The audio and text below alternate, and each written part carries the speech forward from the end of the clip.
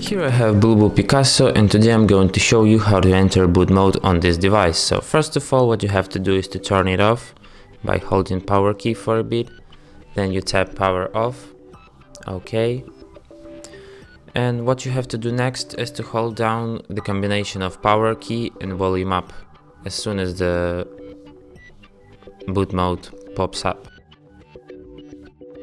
Then you can release the both keys, so you can navigate by pressing volume up and confirm your actions by pressing volume down. From the boot mode you can enter recovery mode and fastboot mode, or just simply quit it by selecting normal boot.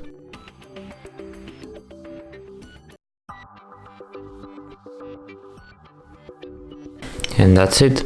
Thanks for watching. If you find this tutorial useful, don't forget to hit that like button and subscribe to our channel.